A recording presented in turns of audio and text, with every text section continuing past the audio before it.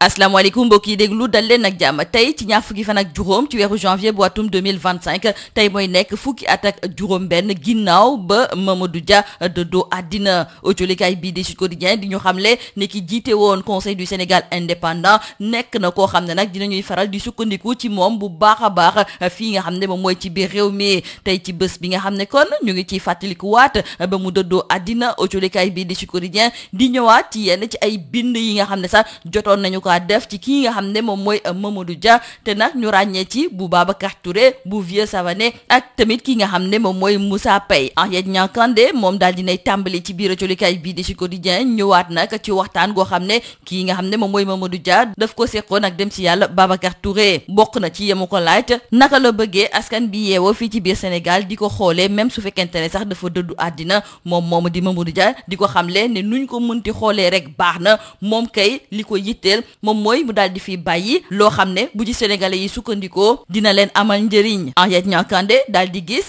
ne tey jii ñii nga xam ne ñoom ñooy yëngatu ci wàllu politique ñoom ñi nga xam ne dañuy faral di sukkandiku ci ki nga xam ne nag moom mooy Mamadou Dia la ñu gis ci moom mooy ne ab référence la rax ci dolli bu ñu toppee ay digleem xool ni mu doon yëngatoo ci wàllu politique ak tamit dayo gi nga xam ne nag moom la fi amoon ak na mu xeexee ngir daal di liggéeyal Sénégal rawatina nag ngir ñu daal di moom seen bopp loolu yëpp bokk na ci li nga xam ne nag tey jii ki nga xam ne de moom mooy Mamadou Dia nekk na koo xam ne ku am solo la ci biir réew mi suñu naataango yi di ñëwaat tamit ci ab waxtaan gu yaatu goo xam ne Babacar Touré Ibrahima Fall ak Boubacar Boris Diop seq nañu ko ak ki nga xam ne de moom mooy Mamadou Dia bañ ca pare nag suñu naataango yi ñëwaat nañu ci ab bataaxal boo xam ne Moussa Paye moom moo ko bindoon ci biir Sud Magazine ci weeru octobre bu atum 1986 suñu naataango yi fàttewuñu tamit lii nga xam ne moom la ci Vieux Savané bindoon ci fukki fan ak juróom-ñaar ci weeru décembre bu atum 2022 ak tamit éditorial bi nga xam ne moom la Babacar Touré defoon jagleel ko nag ki nga xam ne de moom mooy Mamadou Dia kon tey ji colikaay bii di Sud Quotidien di ñëwaat ci ab xët gu yaatu ci fukki at ak juróom-benn ginnaaw ba Mamadou Dia dëddoo àddina colikaay bii di 24 heures tey ji moom dafa daal di xëyee nii nga xam ne la ñu yoree réewum Sénégal moom mu daal di gis ne yorin bi desandi na ndaxte ci pàcc yu bëri daal am na loo xam ne war nañ kaa gën a ñoŋal mu daal di tàmbali ci wàllu administration publique ak ñi nga xam ne noonu la sénégalais yi gisee seen liggéey mu daal di wéy ak wàllu jàngale bi ak wàllu xëy bi ndaxte ñàkkum xëy gi ba léegi tar na fi nga xam ne moom mooy ci biir réew mi suñu naataango yi fàttewuñu acte 3 de la décentralisation ndaxte dafa mel nii ne lañ ci doon xaar gisaguñ ci lépp ñu ñëwaat nag ci kaso yi nga xam ne dafa fees dell ak tamit wàllu guerre ndaxte ba léegi réewum Sénégal bokk na ci réew yi nga xam ne guerre bi dafay am doole wante it ci wàllu kaaraange rawatina nag ci wàllu géej gi tali bi ak tamit ci wàllu surveillance des frontières suñu naataango yoo ci kay bii di 24 heures ñu ngi xamle ne bëri na loo xam ne nag war nañ cee indi ci wàllu coppite ñu jukki ci mbirum Farba Ngom ndaxte ci kay bii di l'info moo ñu xamal ne démb ñi nga xam ne ñoom ñooy député ya nekk ci assemblée nationale li ëpp ci ñoom daal dina ñuy jël dogal nag muri kirlaayu ki nga xam ne de moom mooy Farba Ngom te pourtant kii nga xam ne de moom mooy maître Aïssata Tall Sall moom nag amul lu mu fàttewul wax ñi nga xam ne ñoom ñooy ay mbokk député ndaxte laaj na leen sax ndax ñoom lii nga xam ne tey ji lañ nar a def ki nga xam ne de moom mooy Farba Ngom ndax nekk na lu jaadu ndax nekk na loo xam ne dañu koo xalaat laata ñuy jël décision gi ni mel ay kaddu maître Aïssata Tall Sall autolikay bi di Les Échos mag ñu koy jottali tamit ndaxte mi ngi ñu xamal ne moom ak Abdou Mbow démb de ndeysaan xeex nañu ba sonn rek ngir ñu bañ a muri kiirlaay ki nga xam ne de moom mooy Farba Ngom ñoom ñooñu bokk ci groupe Takku Wallu dañoo sax boycotté ci waxtu bi nga xam ne nag dañ doon voté ngir daal di muri kiirlaayu ki nga xam ne de moom mooy Farba Ngom Cheikh Oumar Anne Nafi Kane ak tamit Moussa Amady Sarr autolikay bi di Les Échos ñu ngi ñu xamal ne ñoom déet la ñu wax ci wàllu levée immunité bi kii nga xam ne nag moom mooy Amadou Ba Tafsir Thioye ak Mbaye Dione ñoom moom waxuñu waaw waxuñu déet autolikay bi di Le Quotidien nee nañu jàpp ne téeméer ak fanweeri député ñoom ñoo voté muri kiirlaayu ki nga xam ne de moom mooy Farba Ngom coalition Takku Wallu teewewul woon nag ci waxtu boobu nga xam ne ñu ngi doon amal vote bi kii nga xam ne nag moom mooy maître Aïssata Tall Sall daal di ne xamle ne Farba jël na lépp moom teg ko ci loxo suñu borom moom mi nga xam ne moom moo mën àtte ci biir colikaay bii di L'As suñu naataango yi daal dinañ fësal ci seen xët bu njëkk nataalu Adji Ouza nekk doom ci Ouza Diallo te nag ñu ràññee ko ci wàllu woy moom nag ci waxtaan gi nga xam ne seq na ko ak suñu naataango yi ñëwaat na ci jaar-jaaram wante it ci solo bi nga xam ne musique am na ko nag ci dundam ndaxte moom daal di ne xamle ne lépp lu jublu ci wàllu musique dafa war a nekk lu ñoŋ loolu moom moo tax ba moom dina ko jox àqam te la mu gis nag moom mooy ne fii ci biir Sénégal musiciens yu bëri du ñu jox àq nag lépp lépp lu jublu ci wàllu seen liggéey boobu di musique loolu moom moo tax sax ba yenn saay du ñu mën a dem ca bitim réew ngir yóbbu fa nag li nga xam ne de moom mooy seeni production. beneen waykat fës na ci xët bu njëkk boo colikaay bi di Le Soleil muy Amadeus. colikaay bi daal di gis ne fu mu nekk ni nag moom la xale yëpp di coow moom di Amadeus turam dëgg sax nekk Masamba. colikaay bi di Le Soleil mi ngi ñuy xamal ne moom indi na lu bees ci wàllu way fi nga xam ne moom mooy ci biir réew mi. suñu naataango yi tamit ñëwaat nañu ci wàllu solin rawatina nag solinu ñaar ñi nga xam ne ñoom ñoo nekk ci bopp réew mi di njiitu réew mi président Bassirou Diomaye Diakhar Faye ak jëriñ gu njëkk gi di Ousmane Sonko. ñoom ñu daal di gis ne ci li ñuy faral di sol bëri na nag loo xam ne fii ci biir Sénégal lañu ko daal di ñawee te loolu nga xam ne nag moom la ñuy def day tax rek ba ñu gën a naw ñii nga xam ne nag ñoom ñooy suñu tailleur yeeg ak ñeneen ñi nga xam ne ñoom ñooy yëngutu ci wàll gi ni mel maanaam daal day fexe ba ñii nga xam ne kon ñoom ñooy créateur yi bàyyi ko fii ci biir Sénégal dinañu gën a fës nag ci seen wàllu liggéey te loolu day indi suqaliku rek ci mim réew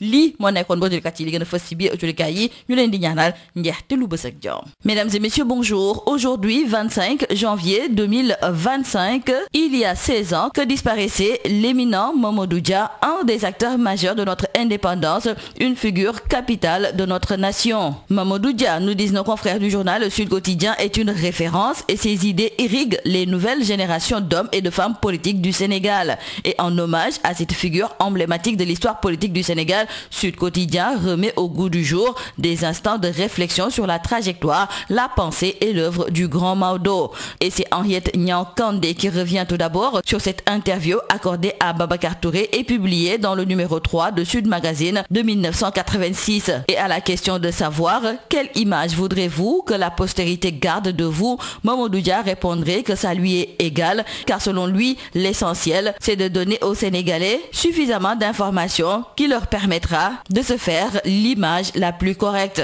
Pour Henriette Niang Kandé, aujourd'hui, l'image que la jeune génération d'hommes politiques sénégalais a de Mamadou Dia est que ce dernier est une référence pour plusieurs raisons, principalement en lien avec ses valeurs, sa vision politique et son rôle historique dans la construction du Sénégal indépendant. Ensuite, nos confrères du journal Sud Quotidien publient l'interview conduite par Babacar Touré, Ibrahima Fall et Boubacar Boris Diop, entretien au cours duquel ces derniers ont rencontré le président Dia pour discuter de vive voix avec cet homme fier et altier, prisonnier de ses certitudes axiologiques et éthiques, de toutes les questions évoquées avec un style si poignant dans son ouvrage. Donc aujourd'hui, 16 ans après sa disparition, Mamadou Dia nous reparle, titre nos confrères du journal Sud Quotidien, qui ont consacré donc un dossier de 7 pages au grand Maodo. Aujourd'hui, dans sa publication du jour, nos confrères du journal 24 heures reviennent sur la gouvernance fragile du Sénégal. Selon nos confrères, elle est caractérisée par une faible déconcentration de l'administration publique,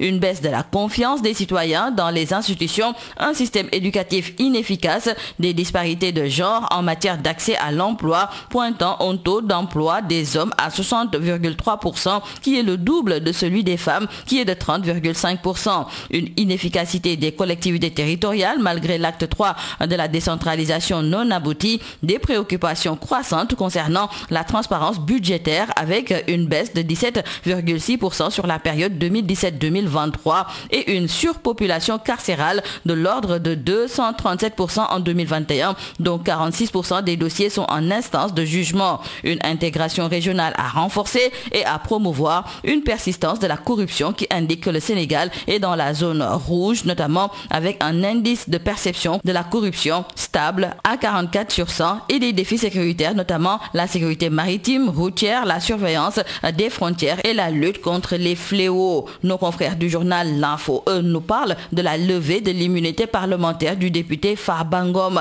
Hier, Maître Aïssata Tall Sall a bien défendu son collègue et il a demandé à ses autres collègues s'ils ont été justes avec lui. Est-ce qu'ils ont posé et supposé avant de prendre la décision de la levée de son immunité? Dans le journal Les Échos, nos confrères nous rapportent également les propos de Maître Aïssata Tall Sall, mais aussi de Abdou Mbow, qui ont donc décidé de porter le combat. Mais selon nos confrères, confrères, malgré une excellente défense, Farba Ngom a été conduit à l'échafaud puisqu'hier, l'Assemblée nationale a voté pour la levée de son immunité parlementaire. Cependant, nous disent nos confrères, le groupe Takku Wallu a boycotté le vote et c'est Cheikh Oumar Anne, Nafikan et Moussa Amadissa qui ont aussi voté contre cette levée de son immunité parlementaire. Par contre, Amadou Ba, Tafsir Thioye et Mbaye Dione ont voté abstention. Nos confrères du journal Le Quotidien nous précisent donc que ce sont 130 députés qui ont voté pour la levée de l'immunité parlementaire de Farba Ngom. La coalition Takku a quitté l'hémicycle au moment du vote et pour Maître Aïssata Tall Sall, Farba a confié son sort à Allah car c'est le seul juge. Parlons musique avec nos confrères du journal L'As qui se sont entretenus aujourd'hui avec Adi Ouza, la fille de Ouza Diallo. Dans l'interview accordée à nos confrères, la musicienne Adikan Ouza Diallo livre ses convictions et constats sur la musique sénégalaise. Elle indique dans l'entretien accordé à L'As que la musique est un business dont personne ne veut investir à perte. Néanmoins, elle est en train de concocter un projet différent de ce qu'elle a proposé depuis le début de sa carrière. La chanteuse, compositrice estime que les artistes sénégalais ne prennent pas assez de temps, ce qui minimise les possibilités de percer le marché international. Un autre artiste est aussi à la une du quotidien Le Soleil. Il s'agit de Amadeus, que nos confrères considèrent comme un musicien intemporel. Massamba, de son vrai nom, se dresse comme un virtuose de la musique sénégalaise. Son style particulier est la fine fleur de son ascension musicale fulgurante. Nos confrères du quotidien Le Soleil se sont aussi appesantis sur le style vestimentaire du président Bassirou Diomaye Diakhar Faye et du premier ministre Ousmane Sonko. Car ces deux personnalités, en optant pour des tenues tradi modernes made in Sénégal, insufflent une nouvelle vision de l'élégance et valorisent